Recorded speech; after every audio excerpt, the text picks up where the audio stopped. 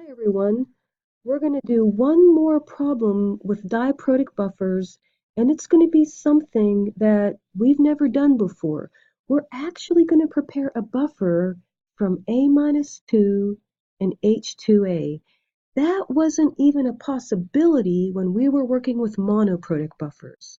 So let's see if we can solve this. A buffer was prepared by dissolving oxalic acid, and wasn't that nice of them to be very clear about having H2A? So we dissolved H2A and sodium oxalate. Again, they were very nice to tell us that this is A-2 in 1 liter of water, and it had a pH of 4.5.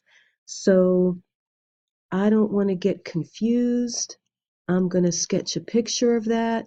And what did we do? We dissolved H2A and A-2. It was in 1 liter. And I guess after we diluted to the mark, the pH was 4.5. How many grams of H2A and sodium oxalate, that's A-2, were required to prepare this buffer if the total oxalate concentration was 0.11 formol? That's a lot to process, but one thing that jumped out to me was this pH. This pH is close to pKa2, isn't it?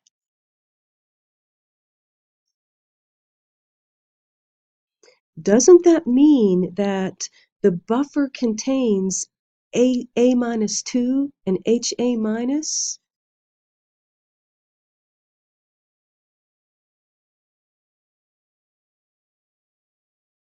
That's the only way that the pH could be 4.5. So close to pKa2 is if the buffer contained A-2 and HA-.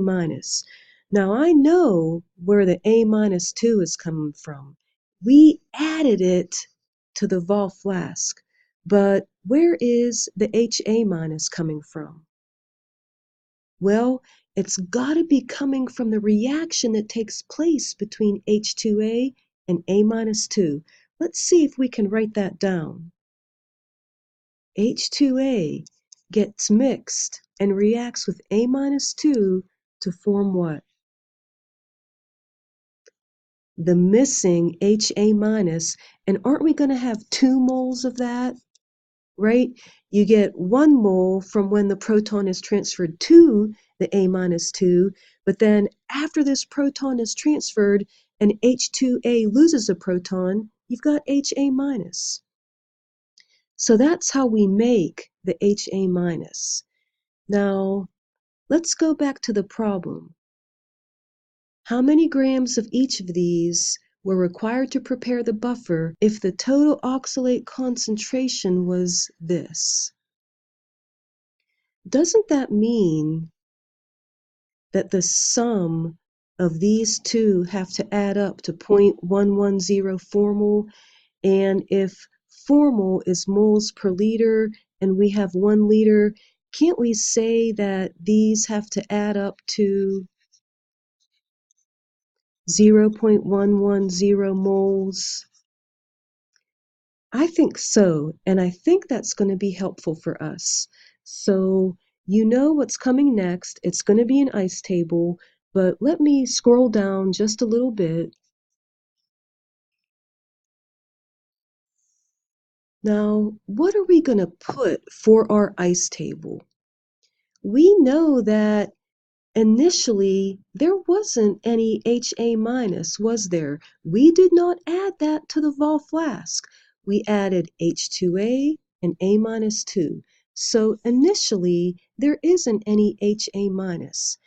And another thing to think about, if the pH of this buffer, after we've diluted to the mark and mixed and this reaction has occurred, the pH was 4.5, that means that the buffer contains A-2 and HA-.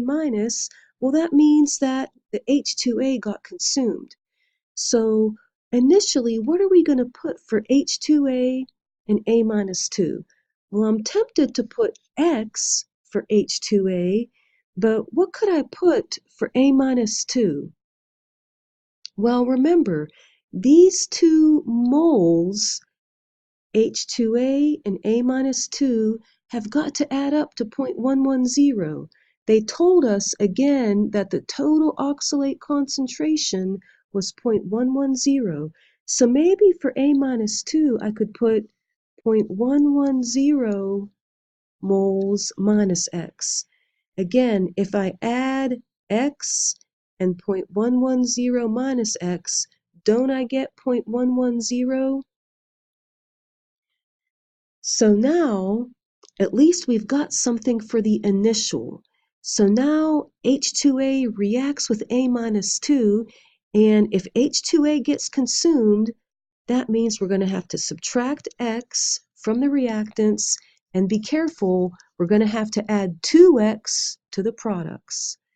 So at equilibrium, H2A is 0, A-2 is 0.110 minus 2X, right? And then HA minus is 2X. So really, the hard part's over.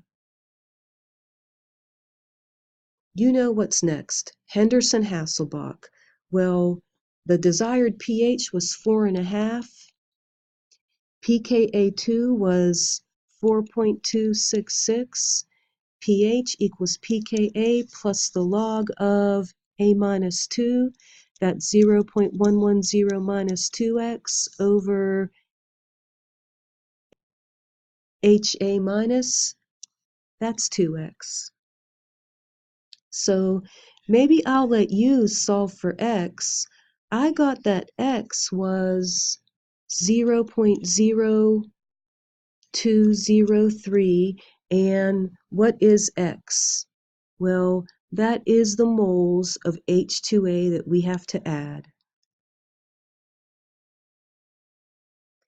And they gave us the formula weight, which was 126.07 grams. So I got 2.5 with an insignificant 55 grams of H2A. And how can we get the grams of oxalate, A-2? Well, we got X, so the moles of A-2 that need to be added, wouldn't that just be 0.110 minus X?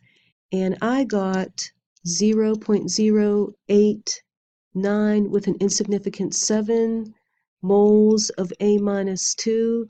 And if you convert that to grams, which you can because they gave us the formula weight, I got 12 grams of sodium oxalate, which I'll just abbreviate as Na2A. So that was a challenging problem. That was a tough problem. We've never done anything like this before. We couldn't do this when we were working with monoprotic weak acids, but it was a good problem. I hope you try at least one like this on your own. Hope you enjoyed the video. Thanks for listening and good luck.